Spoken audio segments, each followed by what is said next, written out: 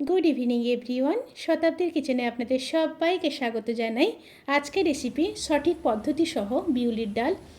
এই গরমে বিউলির ডাল সাথে পোস্ত, এই দুটো রেসিপি খুবই মিল, আর দুটো রেসিপি শরীর ঠান্ডা রাখতে খুবই সাহায্য করে। অবশ্যই সবারই এই গরমে বিউলির ডাল খাওয়া উচিত। তাহলে চলুন শুরু করা যাক আজকের এই সহজ রেসিপি। প্রথমে কড়াইতে বিউলির ডাল দিয়ে দেব। বিউলির ডাল দিয়ে প্রায় 5 মিনিট পর্যন্ত ডালটাকে ভেজে নেব। স্টিমটা এই সময় লো টু মিডিয়ামে রেখে ভাজতে হবে।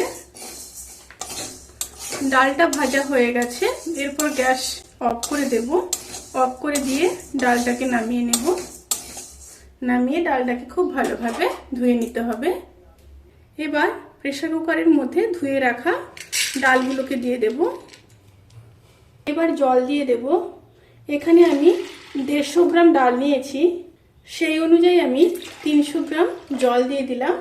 আর দিয়ে দেব 2টো চেরা কাঁচা লঙ্কা, পরিমাণ মতো লবণ।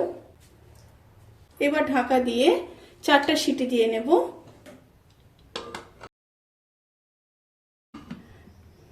এই ডালটা যদি ভালো হয়ে থাকে 4টা সিটিতে কিন্তু খুব ভালোভাবে সেদ্ধ হয়ে যাবে, আর যদি পুরনো হয়ে থাকে তাহলে কিন্তু 5 থেকে 6টা সিটি অতি অবশ্যই দিতে হবে। আমি 4টা সিটি দিয়ে নিয়ে তারপর ফিরে আসছি। ডাল হতে থাক, সেই সময় ডালের যে মশলা রেডি করে নেব। এখানে নিয়েছি 1 চামচ মৌরি, আর নিয়েছি হাফ ইঞ্চি মতো আদা। আদা আর মৌরিকে ভালোভাবে পেস্ট করে নেব। এবার কড়াইতে সর্ষের তেল দিয়ে দিলাম, আর দিয়ে দেব 2টো শুকনো লঙ্কা, 2টো তেজপাতা, হাফ চামচ 5 ফোড়ন, আর দিয়ে দেব হাফ চামচ মৌরি।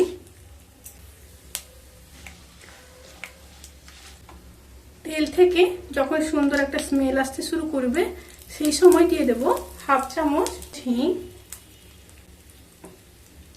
আবারও একটু নেড়ে নেব।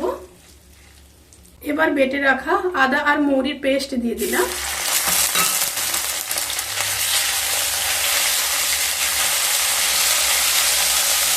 সাথে একটু জল দিয়ে দিলাম।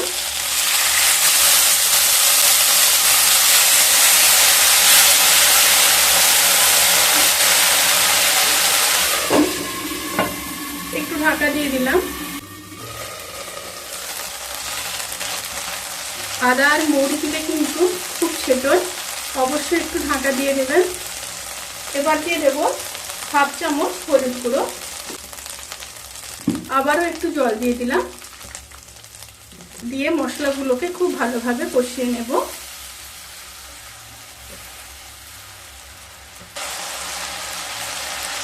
মশলাগুলো খুব সুন্দরভাবে কষানো হয়ে গেছে।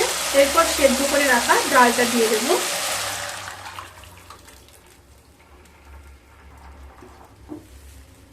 একটু নেড়ে নিলাম। এবার ফুটে আসা পর্যন্ত অপেক্ষা করব।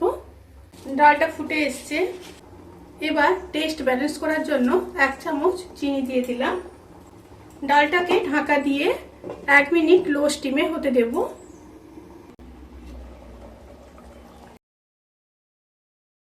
একটা কথা বলতে ভুলে গেছি, ডালে কিন্তু আমি সেদ্ধ হওয়ার পরে গরম জল 150 ml ব্যবহার করেছি। এটা বলতে আমি একদমই ভুলে গেছি। আপনাদের যতটা জল লাগবে ঠিক ততটাই জল দেবেন। বেশি পাতলা করবেন না, আবার বেশি ঘনও করবেন না, তাহলে কিন্তু খেতে একদমই ভালো লাগবে না। ডাল কিন্তু সার্ভ করার জন্য একদম রেডি। এবার গ্যাসটাকে অফ করে দেব। অফ করে দিয়ে 5 মিনিট স্ট্যান্ডিং টাইমে রেখে তারপর সার্ভ করব। ভিডিওটি কেমন লাগলো প্লিজ কমেন্ট করে জানাতে কিন্তু ভুলবেন না। যদি ভালো লেগে থাকে তাহলে সাবস্ক্রাইব করে পাশে থাকা বেল আইকন ক্লিক করে নোটিফিকেশান অল করে রাখবেন। তাতে করে আমি যত রেসিপি দেব সমস্ত লিঙ্ক আপনাদের কাছে পৌঁছে যাবে। আপনারা সবাই ভালো থাকবেন, সুস্থ থাকবেন, সাবধানে থাকবেন। আজকের মতো এই পর্যন্ত। পরের ভিডিওর জন্য অপেক্ষা করুন। টাটা।